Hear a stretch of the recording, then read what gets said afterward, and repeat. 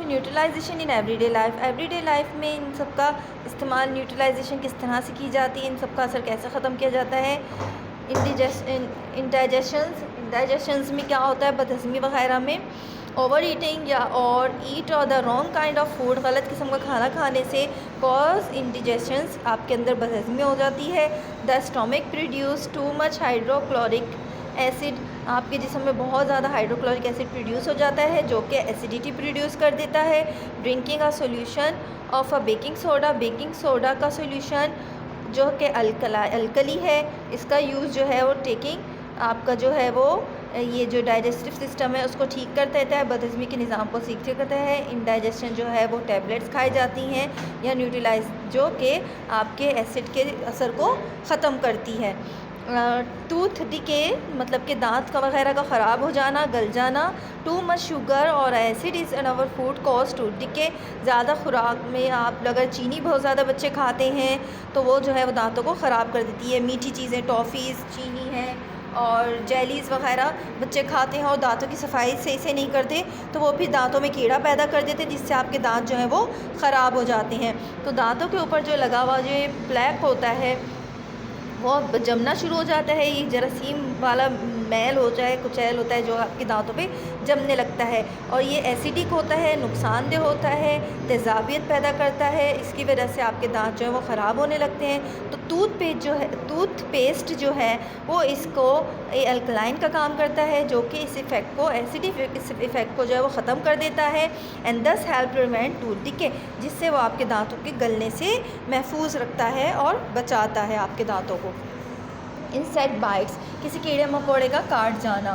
B, मक्खी and the aunt, जो चींटी वगैरह के जो डंग है आर एसिडिक, ये भी तेज़ाबी होता है। And can be neutralise by rubbing the wound with an ammonium which contain ammonia और एन अल्कलाइन सब्सटेंसेस। ठीक है, और प्याज के अंदर भी आपके अमोनिया और अल्कलाइन सब्सटेंसेस मौजूद होते हैं जिसका ज़ख़म को ख़त्म करने के लिए यूज़ किया जाता है जो कि चींटी या किसी कीड़े मकोड़े के काटने से पैदा हो जाता है। उसको अगर हम प्याज को रब करें ना उसके ऊपर जहाँ पर किसी कीड़े ने काटा होता है तो वो उसका असर को, उसके जहर को ख़त्म कर देता है।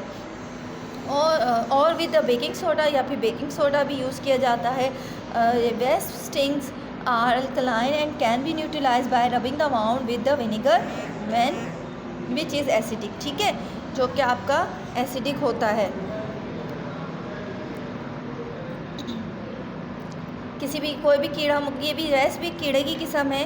ठीक है, वो अगर किसी डंग वगैरह मार दे तो काट ले तो उसको भी विनेगर वगैरह से रब करके इसके एसिडिक असर को ख़त्म किया जा सकता है। सॉल्ट्स, नेक्स्ट टॉपिक आ गया है सॉल्ट।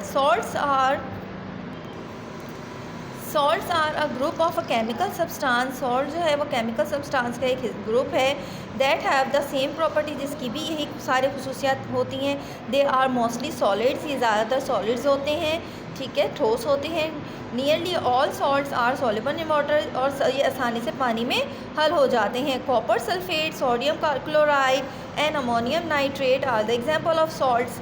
ठीक है, कॉपर सल्फेट, सोडियम क्लोराइड और अमोनियम नाइट्रेट जो है वो सॉल्ट्स की ही एग्जांपल्स हैं। प्रॉपर्टीज़ ऑफ सॉल्ट, सॉल्ट्स की प्रॉपर्टीज़ क्या होती हैं। Salts have a high melting and boiling point, high melting boiling point रखते हैं। Salts conduct electricity when they are dissolve in water, और they are in liquid form, जब liquid form में होते हैं तो इनमें से इलेक्ट्रिसिटी ईजिली पास हो सकती है। Some salt occur in the form of definite geometric shape, इनकी एक ख़ास शक्ल होती है जैसे कि क्रिस्टल नुमा नज़र आते हैं आपको।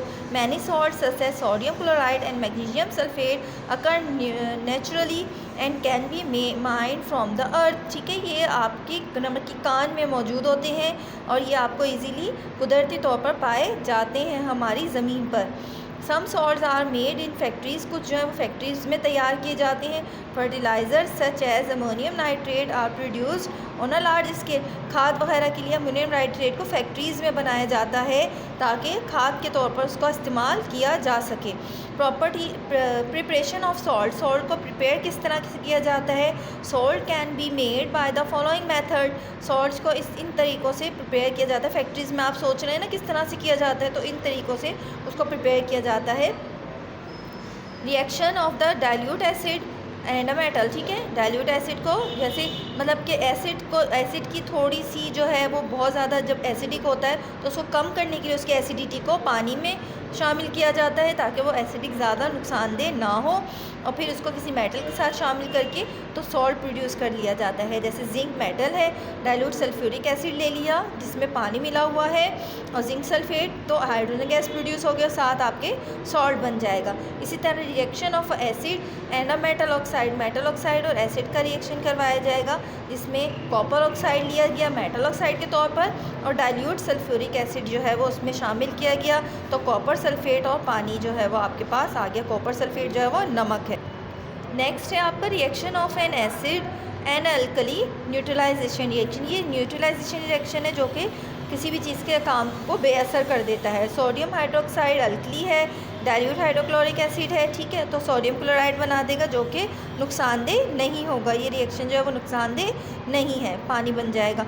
Reaction of two salts solution, ठीक है, अब इसमें आपने 2 सॉल्यूशंस लेने हैं सॉल्ट्स के, ठीक है, इसमें आपको टू इस तरह का सॉल्ट मिलेगा, बेरियम क्लोराइड और मैग्नीशियम सल्फेट। बेरियम क्लोराइड लिया और मैग्नीशियम सल्फेट, जो दोनों सॉल्ट्स हैं, इन दोनों ही सॉल्ट्स के बदले में आपको सॉल्ट मिलेगा। कौन सा? बेरियम सल्फेट और मैग्नीशियम क्लोराइड। बेरियम सल्फेट जो है वो प्रेसिपिटेट्स हैं, प्रेसिपिटेट्स कहते हैं जो कि आपके किसी भी उसमें महलूल से अलग हो जाने वाले पार्टिकल्स होते हैं, छोटे छोटे, ये बारिश नुमा ये कतरों की तरह नज़र आते हैं, ठीक है, ये आपके सॉल्यूशन में नीचे की तरफ बैठ जाते हैं। जैसे when the 2 salt solution are mix, जब 2 सॉल्ट सॉल्यूशन को मिक्स किया जाएगा, white powder of the barium sulphate is form, barium sulphate का वाइट कलर का पाउडर जो बन जाएगा तेज़ी से, बहुत तेज़ी से ये रिएक्शन होता है। विच सेटल्स एट द बॉटम, जो कि आपके बी करके या जिस भी चीज़ में आपने रिएक्शन करवाया उसकी तह में बैठ जाएगा। दिस इज़ कॉल्ड प्रेसिपिटेट्स, और इनको प्रेसिपिटेट्स कहा जाता है। यूजेस ऑफ सॉल्ट, अब सॉल्ट्स का इस्तेमाल क्या होता है? Salts are use to make other salt, salt जो है वो दूसरे सॉल्ट बनाने में काम आते हैं, जैसे अभी हमने पीछे ही बनाया था। They are use to make fertilisers, ये खाद वगैरह बनाने के लिए भी यूज़ किया जाता है। We use sodium chloride common salt in our food, sodium chloride जो आम नमक हम अपने घरों में इस्तेमाल करते हैं उसका नाम है सोडियम क्लोराइड। आज आपको ये भी पता चल गया है, जो आम नमक अपने घरों में इस्तेमाल करते हैं उसको सोडियम क्लोराइड कहते हैं, NaCl, ठीक है। Salt is use to preserve food, ठीक है, खुराक को बचाने के लिए भी इसका इस्तेमाल किया जाता है, महफूज रखने के लिए भी इसको इस्तेमाल करते हैं। इंडिकेटर्स मतलब कि सॉल्ट अल्कली वगैरह की निशानदेही किस तरह से होगी। An indicator is a dye that changes colour with when it is put into acid और अल्कलाइन सॉल्यूशन, ठीक है, एसिडिक और अल्कलाइन सॉल्यूशन में इस इंडिकेटर को डालते हैं जिससे हमें पता चल जाता है कि ये चीज़ जो है वो एसिडिक है या अल्कलाइन है। There are a number of different indicators, बहुत सारे इंडिकेटर्स होते हैं।